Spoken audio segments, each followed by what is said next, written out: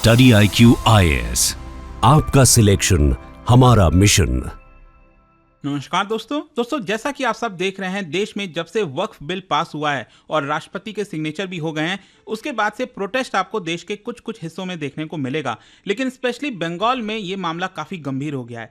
पूरा प्रोटेस्ट जो हो रहा था वो वायलेंट टर्न हुआ है और इसके अंदर आपको बता दूं 110 से ज़्यादा लोगों को अरेस्ट किया गया है। कुछ लोग गंभीर घायल भी हुए हैं। तो ये सारी चीज़ें हो क्या रही हैं बंगाल में, स्पेशली कहाँ पर प्रॉब्लम है, क्यों प्रोटेस्ट हो रहा है, वो सारी चीज़ें हम डिटेल से डिस्कस करेंगे। चलिए आगे बढ़ते हैं। लेकिन उससे पहले आप सबको बता दूं, स्टडी IQ पर इस समय सेल चल रहा है। कोई भी कोर्स बैच आप लेते हो, चाहे 2026 का हमारा फाउंडेशन बैच हो या फिर 2027 का लॉन्ग टर्म बैच अगर आप लेते हैं, जिसके अंदर प्रीलिम्स, मेंस, इंटरव्यू सब कुछ की कंप्लीट प्रिपरेशन कराई जाती है, you can use this code Ankit live to get extra discount. चलिए शुरुआत करते हैं। सबसे पहले मैं आपको बता दूं, कल ही जो है काफी वायलेंट प्रोटेस्ट देखने को मिला वेस्ट बंगाल के कई सारे डिस्ट्रिक्ट के अंदर। वो मैं आपको अभी मैप में दिखाऊंगा। और ये क्यों हो रहा था? क्योंकि वक्फ अमेंडमेंट बिल पास हो गया, राष्ट्रपति ने भी इसका सिग्नेचर कर दिया है। तो यहां पर स्पेशली बताया जा रहा है कि वेस्ट बंगाल के मुर्शिदाबाद में काफी बड़ा हिंसा देखने को मिला, जिसके अंदर जो डेमोन्स्ट्रेटर्स हैं उन्होंने पुलिस के व्हीकल्स को भी जला दिया, प्रॉपर्टीज को भी वेंडलाइज किया। तो वो सारी चीजें हो रही थी।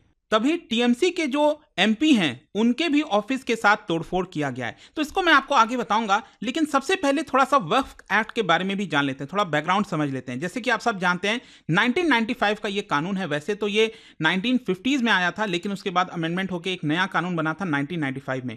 और इस एक्ट का जो मेन पर्पज है वो यही है कि देश के अंदर जितने भी वक्फ के प्रॉपर्टीज हैं, अच्छा वक्फ के प्रॉपर्टीज क्या है, बेसिकली यहां पर किसी ने कोई भी अगर दान में दिया है, मतलब एक प्रकार से डोनेट किया है प्रॉपर्टी को, लैंड हो सकता है, मनी हो सकता है, कुछ भी चैरिटेबल पर्पस के लिए इस्लामिक लॉ के अंदर, तो उसको हम वक्फ की प्रॉपर्टी कहते हैं। तो ये वक्फ की प्रॉपर्टी कैसे मैनेज की जाएगी, एडमिनिस्टर की जाएगी, वही एक कानून है। और मैं आपको बता दूं, इसको मैनेज किया जाता है बाय वक्फ बोर्ड देश के अंदर। वो स्टेट लेवल पर भी है और सेंट्रल लेवल पर भी। हर एक स्टेट का आपको अलग अलग वक्फ बोर्ड देखने को मिलेगा। और ये जो एक्ट है वो अलाउ करता है वक्फ बोर्ड को कि वो लीज कर सके, डेवलप कर सके, प्रॉपर्टीज को प्रोटेक्ट कर सके। लेकिन अक्सर क्या देखने को मिला है कि यहां पर क्रिटिसाइज किया जाता है कि किसी भी प्रकार की ट्रांसपेरेंसी नहीं है, और अक्सर यहां पर लैंड ग्रैबिंग का भी आरोप लगाया जाता है कि गलत तरीके से जो जमीन है वो हड़प ली गई। और इसीलिए अगर आप देखोगे तो यहां पर अभी खबर भी आई थी कि महाराष्ट्र सरकार ने निर्णय लिया है कि इतना बड़ा जो ह्यूज वक्फ लैंड स्कैम हुआ है, और जो चीफ मिनिस्टर है फडणवीस साहब, उन्होंने कहा कि UPA सरकार के दौरान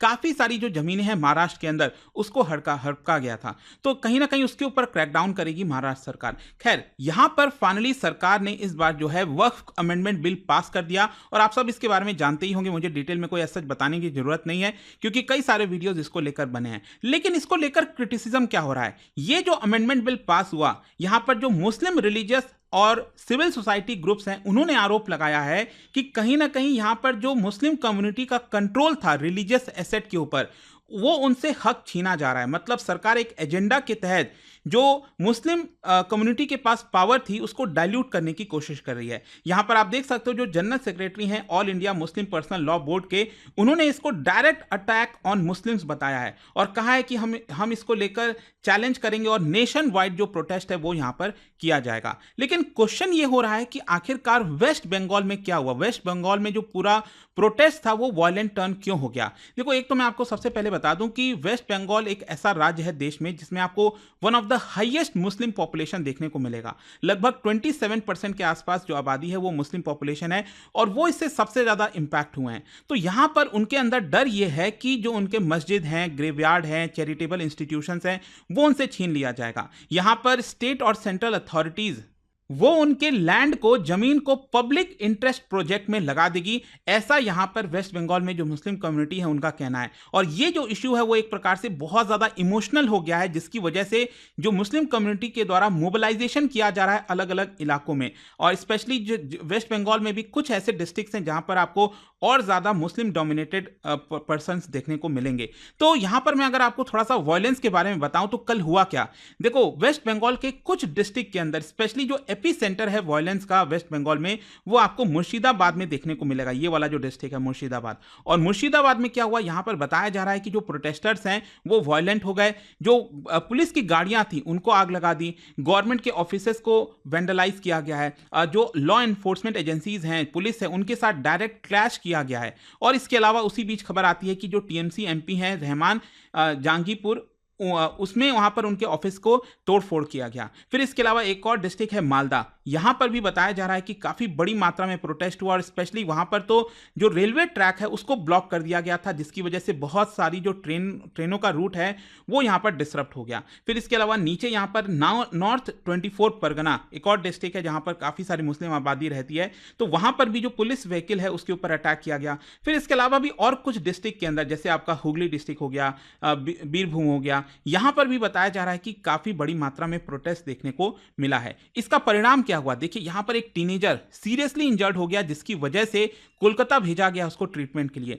यहां पर सिचुएशन देखते हुए 110 लोगों को अरेस्ट किया गया। ये मैं आपको सिर्फ मुर्शिदाबाद का बता रहा हूं, और भी जगहों पर लोगों को अरेस्ट किया गया है। और इसी को देखते हुए जो अथॉरिटीज हैं उन्होंने सेक्शन 144 कर्फ्यू लगा दिया, इंटरनेट को भी सस्पेंड किया है, ताकि जिस प्रकार से मिस इंफॉर्मेशन फैलाया जा रहा है उसको रोका जाए और मॉब्स का जो मोबिलाइजेशन किया जा रहा है, लोगों की जो भीड़ इकट्ठी की जा रही है उसको यहां पर रोकने की कोशिश की गई है। तो एक प्रकार से ये स्टेप्स यहां पर लिया गया है। अब क्वेश्चन ये है कि यहां पर अलग अलग जो इंस्टीट्यूशंस है, ऑर्गेनाइजेशंस है या फिर गवर्नमेंट है, उनका क्या रिस्पॉन्स आया इसको लेकर, पॉलिटिकल पार्टीज का क्या आया है। सबसे पहले इस समय अगर मैं आपको बताऊं स्टेट गवर्नमेंट के बारे में, वेस्ट बंगाल में टीएमसी की सरकार है, तो जो चीफ मिनिस्टर ममता बनर्जी हैं उन्होंने इस वायलेंस को कंडेम तो किया, लेकिन साथ ही साथ सेंट्रल गवर्नमेंट को क्रिटिसाइज किया कि कहीं ना कहीं ये जो एंटी माइनॉरिटी लॉ पास किया गया है इसी की वजह से सब कुछ हो रहा है। ऑल्दो मैं आपको बता दूं ममता बनर्जी ने यह भी अनाउंस किया है कि वक्फ अमेंडमेंट एक्ट जो है वो बंगाल के अंदर इंप्लीमेंट नहीं किया जाएगा। सेम यही चीज तमिलनाडु के जो चीफ मिनिस्टर है एमके स्टालिन, उनके द्वारा भी बोला गया। But let me tell you, ये जो कानून है वो एक सेंट्रल का कानून है, तो यहां पर स्टेट गवर्नमेंट कहे कि इंप्लीमेंट करेंगे नहीं करेंगे उससे कोई मायने नहीं रखता, क्योंकि ये सेंट्रल गवर्नमेंट का कानून है, वो इंप्लीमेंट होगा। इसके अलावा यहां पर जो टीएमसी है वो एक प्रकार से आप कह सकते हो टाइट स्पॉट में चल रही है, क्योंकि उनको माइनॉरिटी के सेंटीमेंट्स का भी ध्यान रखना है, साथ ही साथ लॉ एंड ऑर्डर का भी ध्यान रखना है।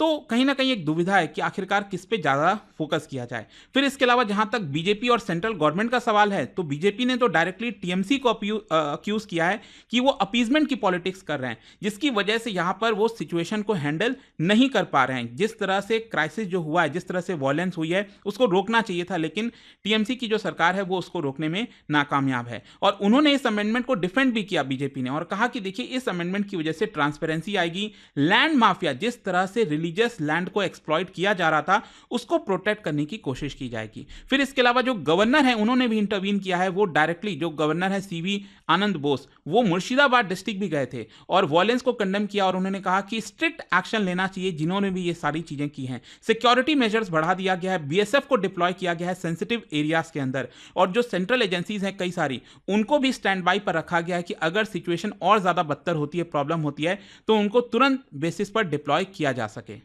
खैर, अब क्वेश्चन यहां पर यह है कि इसका ब्रॉडर इंप्लीकेशन क्या है, मतलब कि एक तो नेशनल लेवल पर क्या है। देखो यहां पर पोलराइजेशन का खतरा है। वक्फ का जो इशू है, लेट मी टेल यू, ये कम्युनल डिवाइड को और ज्यादा गहरा कर सकता है। स्पेशली 2026 में वेस्ट बंगाल के अंदर असेंबली के चुनाव हैं, फिर उसके बाद जनरल इलेक्शन होगा, तो उसके पहले यहां पर सिचुएशन थोड़ी सी गर्मा सकती है। इसके अलावा यहां पर लीगल चैलेंज, मतलब कि जो all India Muslim personal law board है और कई सारे मुस्लिम ऑर्गेनाइजेशंस हैं, उनका प्लान है कि यहां पर सुप्रीम कोर्ट में इस अमेंडमेंट को चैलेंज किया जाए और कहा जाए कि आर्टिकल 26 जो कि माइनॉरिटीज को राइट्स देता है उनके रिलीजियस अफेयर्स को मैनेज करने के लिए, वो वायलेट हुआ है। और तीसरा यहां पर इंप्लीकेशन यह है कि कहीं ना कहीं यहां पर एक पॉलिटिकल रीअलाइनमेंट हो सकता है। जो पार्टीज हैं कई सारे, जैसे इंडियन यूनियन मुस्लिम लीग, और इसके अलावा कई सारे जो रीजनल पार्टीज हैं जो अपने आप को सेकुलर कहते हैं, वो भी कहीं ना कहीं इस लॉ के खिलाफ जो है प्रोटेस्ट कर सकते हैं, specially in states like Kerala, UP, Tamil Nadu, कई जगह इस तरह की चीजें आपको देखने को मिल सकती है। अब देखते हैं इसको लेकर आगे क्या होता है। बट बंगाल से जो खबरें आ रही थी, चीजें जिस तरह से वायलेंट हुआ है, उसके बारे में आपको बताना चाह रहा था। और जाने से पहले आप सबके लिए एक इंटरेस्टिंग क्वेश्चन, क्या बता सकते हो जो वक्फ एक्ट है, it allows the survey of Waqf properties in a state and who is responsible for conducting this survey. अभी जो रिसेंटली अमेंडमेंट हुआ उसके आधार पर किसकी रेस्पॉन्सिबिलिटी होगी कि वक्फ प्रॉपर्टी को सर्वे कर सके। इसका राइट आंसर आप सब जानते हैं, मेरे इंस्टाग्राम पर तो मिलेगा ही, वहां पर अगर आप नहीं हो कोई बात नहीं, टेलीग्राम से ले सकते हैं इसका सही उत्तर। और मैं कई सारे जो एमसीक्यूज हैं वो यहां पर स्टोरीज में डालता रहता हूं। और जैसा कि सबको आपको मैंने बताया कि इस समय ग्रेट इंडियन फेस्टिवल चल रहा है, कोई भी कोर्स बैच आप लेते हो स्टडी आई के ऊपर, आपको एक्स्ट्रा यहां पर डिस्काउंट मिल रहा है। By using this code Ankit live you will get this discount. दोस्तों, यूपीएससी एस्पिरेंट्स हो या बनने वाले हो, मेरे पास है आपके लिए एक game changing opportunity. Study IQ का नया संपूर्ण बैच। सोचिए, एक कॉम्प्रिहेंसिव प्रोग्राम जिसमें मिलेगा सब कुछ। टॉप एजुकेटर्स के साथ 1000+ आवर्स की लाइव क्लासेस, पर्सनलाइज्ड मेंटरशिप और हैंड रिटन नोट से लेकर पीआरपी, एमआरपी जैसे इंटेंसिव प्रोग्राम्स तक। और बात स्कॉलरशिप्स की करें तो प्रीलिम्स क्लियर करो, पूरा फीस रिफंड पाओ। टॉप परफॉर्मर्स के लिए हर मंथ 11,000 रुपीज का कैश रिवॉर्ड। सिल्वर, गोल्ड या platinum, choose the plan that fits your needs. X secretary Anil Swarup जी खुद गाइड करेंगे आपको इस जर्नी में। स्टडी आईक्यू पर 2 करोड़ इंडियंस का ट्रस्ट है और अब संपूर्ण बैच के साथ आपका यूपीएससी ड्रीम भी होगा अचीव। आपको करना क्या है? कमेंट में दिए गए संपूर्ण बैच के लिंक पर क्लिक करें and once you click on buy now, आप देख सकते हो डिस्काउंट कोड्स। वहां पर टाइप कीजिए अंकित लाइव एंड आपको मिलेगा सबसे lowest price and your IAS journey starts here. Study IQ IAS, आपका सिलेक्शन हमारा मिशन।